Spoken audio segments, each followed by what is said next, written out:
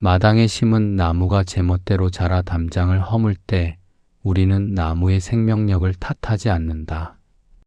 다만 그 나무를 심고 가지를 치지 않은 주인인 나를 돌아볼 뿐이다. 자식이라는 나무도 이와 다르지 않다.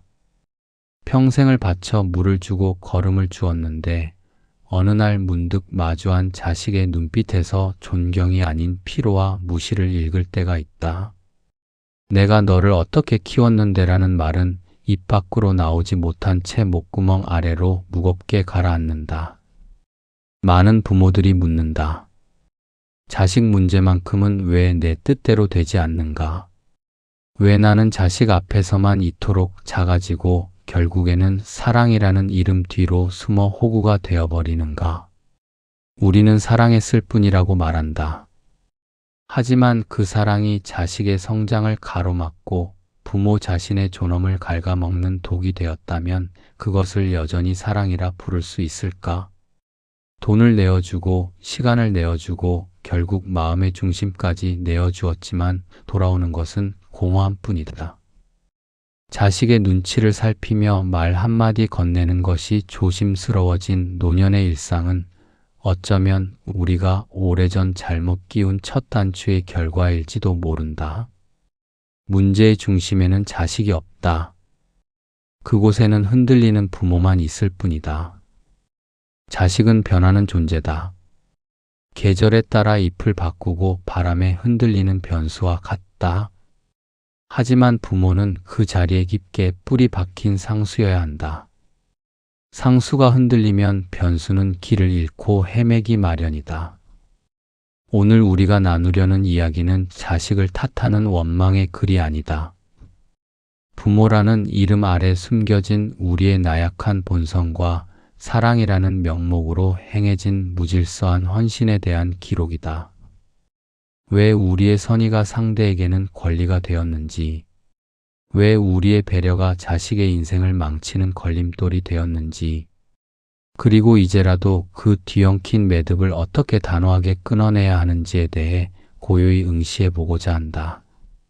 자식에게 가장 필요한 것은 넘치는 재산도 끝없는 긍정도 아니다. 그것은 어떤 비바람에도 꺾이지 않는 부모의 단단한 존엄이다. 그 존엄을 회복하는 첫걸음은 우리가 내뱉었던 잘못된 말 한마디를 거두어들이는 것에서 시작된다. 이제 그 깊은 성찰의 길을 천천히 걷고자 한다. 강물은 흐르며 제 몸을 바꾸지만 강을 품은 바닥의 암석은 자리를 지켜야 한다. 암석이 물결에 휩쓸려 구르기 시작하면 강물은 길을 잃고 주변의 둑을 무너뜨린다. 부모와 자식의 관계 또한 이와 같다. 우리는 흔히 자식이 변했다고 말한다. 어릴 적 품 안의 아이는 온순했으나 머리가 굵어지며 날카로워졌다고 한탄한다. 그러나 자식은 본래 변하는 존재다. 아이는 성장을 위해 끊임없이 흔들리고 부딪히며 제 자리를 찾아가는 불안정한 변수다. 참으로 위태로운 지점은 자식이 변하는 것이 아니라 부모라는 상수가 함께 흔들릴 때 발생한다. 부모는 어제와 오늘이 같아야 하며 기쁠 때나 슬플 때나 아이에게 투영되는 그림자의 길이가 일정해야 한다. 그것이 부모의 권위이자 아이가 기댈 수 있는 유일한 지지대다. 많은 부모가 착각에 빠진다. 나는 늘 같은 마음으로 자식을 대한다고 믿는다. 하지만 스스로의 내면을 들여다보라. 오늘의 훈육은 어제의 미안함 때문에 흐려지지 않았는가? 내일의 배려는 오늘 느낀 고독과 불안 때문에 과해지지 않았는가? 노년에 접어든 부모의 마음속에는 여러 결의 감정이 엉켜 있다.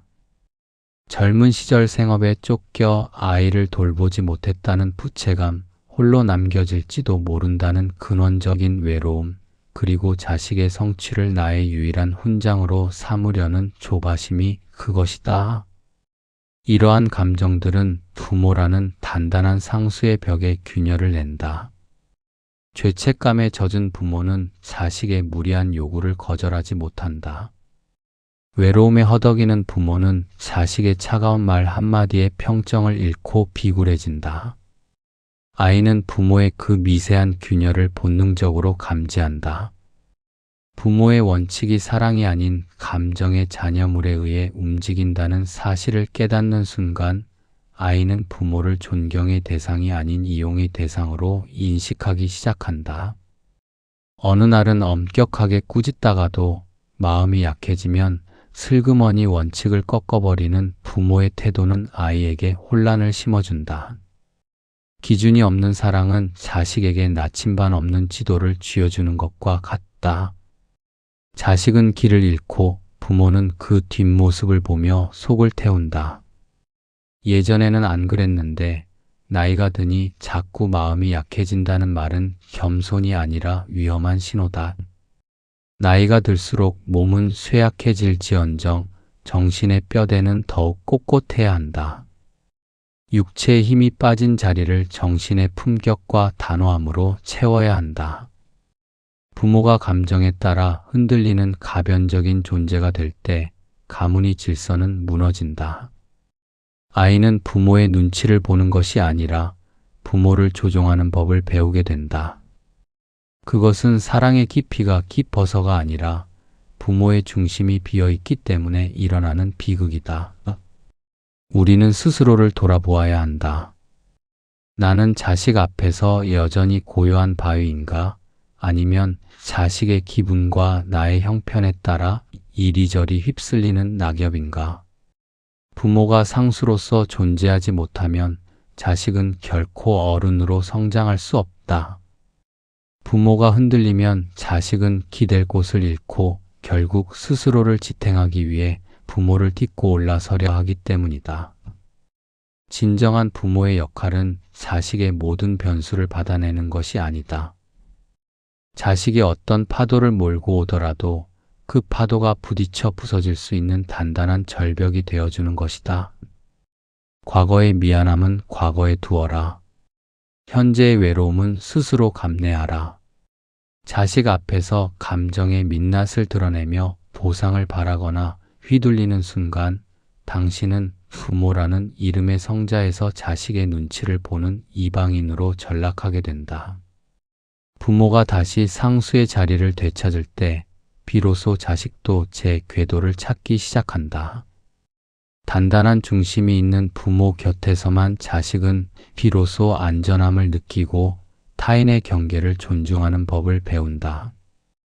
호구라는 말은 본래 범의 아가리라는 뜻이다. 한번 들어가면 빠져나오기 힘든 위태로운 처지를 일컫는다. 부모가 자식의 아가리 속으로 제 발로 걸어 들어가는 비극은 대개 가장 선한 마음에서부터 싹을 틔운다. 그 시작점에는 언제나 미안함과 죄책감이라는 습한 감정이 자리 잡고 있다. 젊은 시절 가난하여 남들만큼 입히지 못했다는 부채감, 바쁜 일상에 치여 따뜻한 눈길 한 번 건네지 못했다는 미안함은 부모의 마음속에 지워지지 않는 낙인이 된다. 노년의 부모는 그 시절의 결핍을 보상하겠다는 일념으로 자식의 요구 앞에 무장해제된다. 하지만 보상은 과거를 바꿀 수 없으며 오히려 현재의 관계를 뒤틀어버릴 뿐이다. 호구 부모의 정의는 명확하다. 자식이 언제든 허락을 구할 필요 없이 들어올 수 있는 문이 된 사람, 자식이 원할 때면 언제든 시간과 돈과 감정을 꺼내 쓸 수 있는 화수분이 된 사람이다. 집안의 규칙은 사라지고 자식의 기분과 형편이 곧 가문의 법도가 된 상태, 우리는 이것을 사랑이라 부르지만 실상은 잠식에 가깝다. 이런 부모들이 흔히 내뱉는 위험한 한마디가 있다. 내가 원하면 무엇이든 해주마. 이 말은 부모의 헌신처럼 들리지만 아이의 귀에는 전혀 다른 메시지로 입력된다. 이 사람은 나를 위해 존재하는 수단이다. 나의 욕망은 이 사람의 한계보다 우선한다. 이 한마디가 떨어지는 순간 부모와 자식 사이의 건강한 경계는 무너진다. 존중은 서서히 요구로 바뀌고 감사함은 당연함으로 변질된다. 부모의 희생을 먹고 자란 아이는 부모를 고마운 은인이 아니라 필요할 때마다 꺼내 쓰는 도구로 인식하게 된다. 사랑이 사용으로 전락하는 순간이다. 비극은 부모가 스스로를 언제나 이용 가능한 자원으로 설정할 때 완성된다. 자식의 전화를 기다리며 자신의 일상을 포기하고 자신의 노후 자금을 헐어 자식의 빚을 갚아주며 자식의 짜증을 받아내는 것을 부모의 숙명이라 여긴다. 그러나 한계가 없는 친절은 상대방을 아나무인으로 만들 뿐이다. 그릇에 물을 넘치게 부으면 결국 바닥을 적시고 가구를 망가뜨린다. 부모의 과한 배려는 자식의 자립심을 적시고 스스로 서야 할 의지를 망가뜨린다. 못해준 것이 많아 미안하다는 그 마음이 결국 자식을 무능하고 오만한 사람으로 키워내는 독이 된다. 우리는 보아야 한다. 내가 베푸는 것이 자식의 앞날을 비추는 등불인지 아니면 자식의 눈을 가리는 가리개인지. 부모가 자식의 눈치를 보며 기회를 맞추는 순간 자식은 부모를 보호자가 아닌 약자로 규정한다. 인간은 본능적으로 약자를 배려하기보다 만만하게 여기는 습성이 있다. 비극적이게도 이는 혈연 사이에서도 예외가 아니다. 참된 부모는 자식에게 안 되는 것이 있음을 가르치는 사람이다. 부모에게도 침범받지 않아야 할 시간과 공간, 그리고 물질의 경계가 있음을 명확히 해야 한다. 그 경계를 보여주는 것이야말로 자식에게 타인을 존중하는 법을 가르치는 가장 위대한 교육이다. 죄책감이라는 감옥에서 걸어 나와야 한다. 과거에 부족했더라도 당신은 그 시절 최선을 다해 생을 버텨왔다. 그 노고를 스스로 부정하며 자식에게 고개를 숙이지 마라. 부모가 스스로를 귀하게 여기지 않는데 어느 자식이 그 부모를 귀하게 여기겠는가? 호구의 길에서 벗어나는 법은 차갑고 단호한 선을 긋는 것이다. 그것은 자식을 밀어내는 것이 아니라 자식이 부모라는 큰 산의 무게를 다시금 느끼게 하는 일이다. 산이 너무 낮아 아무나 밟고 지나가게 두지 마라. 산은 높고 깊어야 짐승도 깃들고 물도 흐르는 법이다. 당신의 선의가 당연함으로 취급받고 있다면, 당신의 사랑이 무례한 요구로 돌아오고 있다면 이제는 멈추어야 한다. 자식의 아가리에서 당신의 인생을 꺼내라. 부모는 자식의 종이 아니라 자식이 우러러 보아야 할 삶의 선배이자 어른이어야 한다. 겨울에 매서운 추위가 없으면 소나무의 푸름은 그 기계를 증명할 길이 없고, 단단한 껍질을 뚫고 나오는 고통이 없으면 씨앗은 대지를 만날 수 없다. 자연의 이치가 그러하듯 사람의 성장 또한 적절한 결핍과 서늘한 거절 속에서 비로소 완성된다. 그러나 오늘날 많은 부모는 자식에게 온실의 온기만을 제공하려 애쓴다. 우리는 이것을 차갑게 사랑하지 못한 죄라 부른다. 차갑게 사랑한다는 것은 감정이 메말랐다는 뜻이 아니다. 아이가 마주해야 할 삶의 무게를 대신 짊어지지 않는 단호함, 그리고 자식의 눈물 앞에 흔들리지 않는 엄격한 기준을 의미한다. 규칙 없는 사랑은 방종을 낳고, 거절 없는 부모는 자식을 세상에서 가장 나약한 존재로 전락시킨다. 부모가 자식의 모든 불편함을 미리 제거해주고 모든 요구에 응답하며 모든 실패를 대신 수습해줄 때 자식은 무엇을 배우겠는가? 그는 좌절을 배우지 못한다. 인생은 내 뜻대로 되지 않는 순간이 반드시 온다는 진리를 몸소 겪지 못한 아이는 작은 돌부리에도 온 몸이 부서지는 연약한 그릇이 된다. 심리학에서는 최적의 좌절이라는 개념을 말한다. 아이가 스스로의 힘으로 견딜 수 있을 만큼의 적당한 시련은 영혼의 근육을 키우는 양분이 된다는 뜻이다. 하지만 호구를 자처하는 부모는 이 소중한 성장의 기회를 사랑이라는 명목으로 박탈한다. 자식이 겪어야 할 작은 좌절을 막아준 부모가 역설적이게도 나중에 그 아이의 인생 전체를 무너뜨리는 주범이 되는 것이다. 경계를 존중하지 않는 아이는 타인의 고통에도 무감각해진다. 부모의 희생을 당연한 권리로 여겼던 아이가 사회에 나가서 만나는 타인들을 어떻게 대하겠는가? 세상이 제 뜻대로 움직이지 않을 때 그는 스스로를 돌아보기보다 세상을 원망하고 부모를 탓한다. 왜 더 해주지 않았느냐는 자식의 서슬퍼런 원망은 사실 거절을 가르치지 못한 부모가 스스로 길러낸 칼날이다. 책임을 배우지 못한 자식은 평생 부모의 등에 업혀 살려 한다. 자신의 잘못으로 벌어진 일조차 부모가 해결해 줄 것을 기대하며 부모를 인격체가 아닌 문제를 해결하는 기계로 취급한다. 이때 부모는 서서히 망가진다. 자식의 삶을 대신 사느라 정작 자신의 노년은 빛을 잃고 자식은 자식대로 홀로 서는 법을 잊어버린 채 영원히 부모의 그늘 아래서 시들어간다. 진정으로 자식을 사랑한다면 때로는 뒷짐을 지고 아이의 고군분투를 지켜볼 줄 알아야 한다. 아이가 넘어져 울고 있을 때 달려가 일으켜 세우기보다 스스로 흙을 털고 일어날 때까지 서늘한 눈빛으로 기다려주는 용기가 필요하다. 그 찰나의 침묵과 방관이야말로 부모가 줄 수 있는 가장 뜨겁고도 차가운 사랑이다. 기준 없는 양육은 자식을 안개 속으로 밀어넣는 것과 같다. 무엇이 옳고 그른지, 어디까지가 나의 영역이고 어디서부터가 타인의 권리인지 명확히 배우지 못한 자식은 무례한 어른이 된다.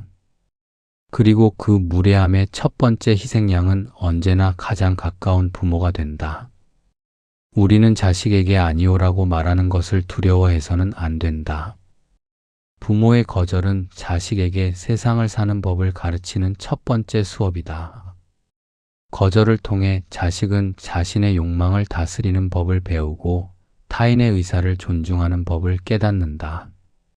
이 차가운 교훈을 건네지 못한 부모는 결국 자식의 인생을 망치고 자신의 노년을 폐허로 만든다. 차갑게 사랑하라. 뜨거운 감정으로 자식을 덮으려 하지 말고 서늘한 이성으로 자식의 자리를 만들어 주어라. 자식이 부모의 경계를 넘으려 할 때 단호하게 멈춰 세우는 것, 그것이 자식을 살리고 당신의 품격을 지키는 유일한 길이다. 부모가 차가운 벽이 되어 주어야 자식은 그 벽을 딛고 더 높은 곳을 바라볼 수 있다. 끝없이 무너지는 모래성 같은 부모 위에서 자식은 결코 집을 지을 수 없음을 명심해야 한다. 재물은 흐르는 물과 같아서 잘 쓰면 대지를 적시는 젖줄이 되지만 잘못 흘려보내면 습터를 무너뜨리고 근간을 썩게 한다. 흔히들 자식에게 돈을 너무 많이 주어서 망쳤다고 말한다. 그러나 정작 자식의 영혼을 황폐하게 만드는 것은 돈 그 자체보다 그 돈을 건네는 부모의 비굴한 태도와 기준 없는 흐름이다. 자식에게 경제적 지원을 하는 행위 자체가 죄는 아니다. 진정 무서운 것은 돈이 건네질 때 부모가 취하는 자세다. 자식의 길을 살려준다는 명목으로 혹은 자식의 원망이 두려워 눈치를 보며 돈을 건네는 순간 그 돈은 독이 된다.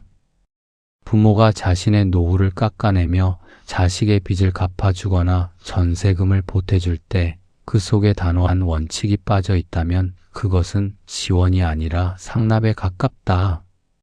아이는 부모가 돈을 건네는 손길에서 부모의 마음을 읽는다. 부모가 아무런 조건 없이 혹은 자식의 불평을 잠재우기 위해 돈을 내어줄 때 자식은 깨닫는다. 나의 문제는 내가 해결할 필요가 없다. 부모는 내가 곤경에 처할 때마다 꺼내 쓸 수 있는 가장 안전하고 손쉬운 자원이다. 이러한 태도는 자식에게서 책임이라는 인간의 가장 고귀한 근육을 퇴화시킨다. 문제가 생기면 스스로 머리를 맞대고 해결책을 찾는 대신 부모의 통장 잔고를 먼저 떠올리는 자식으로 키우는 것이다. 부모가 해결사가 되는 순간 부모는 더 이상 삶의 지혜를 가르치는 스승이 아니라 필요할 때 전원을 켜는 기계로 전락하고 만다. 시니어 세대의 상담 사례를 들여다보면 가슴 아픈 공통점이 발견된다. 장성한 자식의 생활비나 카드값, 결혼 자금을 끝없이 지원해주면서도 정작 자식에게 고맙다는 말 한마디 듣지 못하는 부모들이다.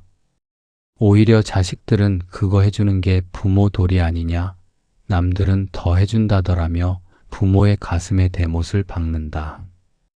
왜 이런 일이 벌어지는가? 그것은 부모가 돈을 줄 때 경계를 가르치지 않았기 때문이다. 이것은 내 피땀 어린 결실이며 내가 스스로 서기 전까지만 잠시 빌려주는 최소한의 징검다리다라는 엄중한 선포가 생략되었기 때문이다. 돈을 주는 것이 부모의 의무인 것처럼 비굴하게 굴었기에 자식은 그것을 받는 것을 자신의 권리로 오인한 것이다. 돈보다 무서운 것은 부모의 무너진 자존감이다. 자식에게 돈을 주면서도 혹시 자식의 마음이 상할까봐 혹은 자식이 나를 찾아오지 않을까봐 전전긍긍하는 부모의 태도는 자식에게 비릿한 우월감을 심어준다. 자식은 부모의 경제력을 이용하면서 속으로는 부모를 나약하고 의존적인 존재로 멸시한다. 이것이 바로 돈을 퍼주고도 호구가 되는 부모들의 전형적인 비극이다. 진정한 부모의 태도는 단호해야 한다. 줄 때는 생색내지 않되 주지 않아야 할 때는 하늘이 무너져도 주지 않는 일관성이 있어야 한다. 자식이 스스로 겪어야 할 고생을 돈으로 메워주지 마라. 배가 고파봐야 곡식의 귀함을 알고 추위에 떨려봐야 집의 소중함을 안다. 부모가 그 고통의 과정을 돈으로 차단하는 순간 자식은 영원히 철들지 않는 괴물이 된다. 부모는 자식의 비상금이 되어서는 안 된다. 부모는 자식이 인생의 험난한 파도를 넘을 때 바라보고 중심을 잡아야 할 등대가 되어야 한다. 등대는 배가 난항을 겪는다고 해서 바다로 뛰어들어 배를 밀어주지 않는다. 그저 제자리를 지키며 차가운 빛으로 길을 안내할 뿐이다.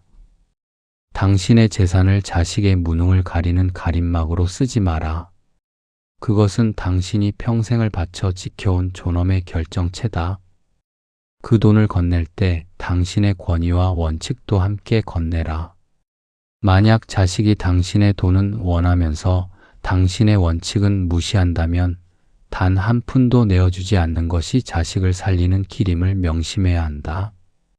돈은 자식의 손에 쥐어주는 것이지만 태도는 자식의 가슴에 새기는 것이다. 자식이 당신을 돈 나오는 창구로 보게 만들 것인지 아니면 삶의 엄격한 모범으로 보게 만들 것인지는 지금 돈을 건네는 당신의 손끝, 그 서늘한 태도에 달려 있다. 말은 마음을 담는 그릇이자 상대를 대하는 나의 위치를 결정짓는 좌표다. 특히 부모가 자식에게 건네는 말 한마디는 단순한 음성 정보가 아니라 두 사람 사이의 질서와 경계를 짓는 법령과도 같다. 많은 부모가 사랑이라는 허울 아래 자신의 권위를 스스로 헐어버리는 말을 내뱉곤 한다. 그 중에서도 가장 치명적이며 결코 입 밖으로 내지 말아야 할 금기어가 있다. 걱정하지 마라. 엄마 아빠는 언제나 내 편이야. 무엇이든 다 해줄게. 이 문장은 따뜻한 위로처럼 들리지만 실상은 부모와 자식의 관계를 파괴하는 가장 독한 주문이다. 부모는 자식의 영원한 지지자가 될 수는 있어도 자식의 인생을 대신 살아주는 대체자가 되어서는 안 된다. 무엇이든 해줄게라는 말은 부모가 보호자의 위치를 스스로 포기하고 자식의 욕망을 받드는 하인이 되겠다는 선언과 다름없다. 이 말을 들은 자식은 무의식적으로 부모를 독립된 인격체가 아닌 자신의 확장을 돕는 도구로 인식한다. 어려움이 닥쳤을 때 스스로 인내하고 해결책을 찾으려 하기보다 부모라는 해결사를 호출하여 책임을 전가하는 데 익숙해진다. 부모가 자식의 문제를 대신 해결해주는 순간 부모의 존엄은 사라지고 오직 효용성만 남게 된다. 쓸모가 다한 도구는 버려지기 마련이며 이것이 노년의 자식에게 무시당하는 부모들이 겪는 비극의 시초다. 이제는 부모의 언어를 바꾸어야 한다. 자식의 무리한 요구 앞에서 혹은 자식의 인생이 안쓰러워 흔들리는 마음을 다잡고 반드시 해야 할 말이 있다. 그것은 내가 해줄 수 없는 일이다. 그리고 여기까지만이 내 몫이다. 이 말은 차가운 거절이 아니라 부모로서의 존엄과 자식에 대한 깊은 신뢰를 담은 선언이다. 내가 해줄 수 없는 영역이 있음을 명확히 밝히는 것은 자식에게 너는 이제 스스로의 힘으로 이 풍파를 헤쳐나갈 수 있는 어른이다라는 사실을 일깨워주는 일이다. 부모가 자신의 몫과 자식의 몫 사이에 분명한 선을 그을 때 비로소 자식은 부모의 그림자에서 벗어나 자신의 햇볕을 마주하게 된다. 또한 자식 앞에서 자신의 약함을 무기로 동정을 구하는 말도 삼가야 한다. 내가 너를 위해 어떻게 살았는데 너는 나한테 이럴 수 있느냐는 식의 한탄은 자식에게 죄책감을 강요할 뿐 존경심을 불러일으키지 못한다. 죄책감으로 붙들어 놓은 자식은 곁에 있어도 마음은 이미 멀리 떠나 있다. 부모의 고생은 부모의 선택이었음을 인정하고 그 가치를 자식의 보답에서 찾으려 하지 마라. 품격 있는 부모는 말을 아끼되 그 중심은 서늘할 만큼 명확하다. 자식이 부모의 경계를 침범하려 할 때 비굴하게 웃거나 화를 내기보다 고요하게 침묵하며 선을 보여주어야 한다. 나의 시간과 나의 재산 그리고 나의 감정은 온전히 나의 것이다. 너에게 나누어 줄 수는 있으나 내가 함부로 가져갈 수는 없다는 무언의 메시지가 자식의 가슴에 새겨져야 한다. 부모가 내뱉는 말의 무게가 가벼워질수록 자식은 부모를 가볍게 여긴다. 지키지 못할 약속을 남발하지 말고 자식의 비위를 맞추기 위한 빈말을 거두어라. 진정한 사랑은 자식의 비위를 맞추는 것이 아니라 자식이 세상의 이치와 타인에 대한 예의를 배울 수 있도록 부모가 먼저 어른의 언어를 구사하는 것이다. 여기까지가 내 몫이다라고 말할 수 있는 부모만이 자식을 진정한 성인으로 키워낼 수 있다. 그 서늘한 문장 속에 자식의 자립이 있고 부모의 고결한 노년이 깃든다. 말 한마디에 담긴 당신의 태도가 자식에게는 평생 넘지 말아야 할 법도가 되고 당신에게는 누구도 침범할 수 없는 성체가 될 것이다. 무너진 담장을 다시 세우는 일은 벽돌을 쌓는 기술보다 그 땅이 내 소유임을 명확히 인식하는 마음에서 시작된다. 부모가 다시 부모로 서는 법 또한 이와 같다. 이제껏 자식의 그림자에 가려져 있던 나라는 존재를 양지로 끌어올려야 한다. 지나온 세월 속에서 부족했던 자신을 질책하던 죄책감을 이제 그만 방면하라. 그래도 나는 그 시절 내가 할 수 있는 최선을 다했다는 담담한 인정이 비굴한 부모에서 존엄한 어른으로 나아가는 첫걸음이다. 우리는 흔히 자식에게 무엇을 더 줄 것인가를 고민하지만 정작 고민해야 할 것은 내 안에 무엇이 남아있는가이다. 자식에게 모든 것을 쏟아붓고 빈 껍데기가 된 부모는 자식에게도 짐이 될 뿐이다. 부모가 스스로의 삶을 사랑하고 자신의 일상을 단단하게 일구어 나갈 때 그 모습 자체가 자식에게는 가장 큰 가르침이 된다. 아이 앞에서 배우자의 허물을 들추지 말고 서로의 공로를 높여주어라. 부모가 서로를 지켜줄 때 자식은 감히 그 틈을 파고들어 부모를 휘두르지 못한다. 사랑은 무한히 퍼주는 시혜가 아니라 서로의 영혼이 쉴 수 있는 경계를 지켜주는 일이다. 부모는 끝없는 희생자가 아니며 자식 또한 부모의 보상 심리를 채워주는 도구가 아니다. 각자의 자리에서 각자의 무게를 견디며 살아가는 것, 그 서늘한 거리감이 오히려 서로를 숨쉬게 한다. 자식에게 가장 필요한 것은 넘치는 유산이나 끊임없는 간섭이 아니다. 생의 마지막까지 자신의 자리를 지키며 어떤 바람에도 크게 흔들리지 않는 부모의 고요한 뒷모습이다. 존중받지 못하는 사랑은 더 이상 사랑이 아니다. 부모는 호구가 아니라 삶의 길을 먼저 걸어가는 어른이어야 한다. 이제 자식의 인생에서 한 걸음 물러나 그대 자신의 마음을 먼저 살피라. 내 마음의 밭이 황폐한데 어찌 자식의 숲이 푸르길 바라겠는가. 그대의 영혼이 고요하고 평온할 때 자식 또한 비로소 부모라는 거대한 산의 품 안에서 진정한 안식을 얻을 것이다. 자식에게 손을 내밀기 전 먼저 그대의 떨리는 손을 가만히 맞잡아 보라. 인생의 긴 여정 끝에 남는 것은 자식의 성공도 남겨준 재산도 아니다. 오직 스스로를 귀하게 여겼던 부모의 단단한 자존뿐이다.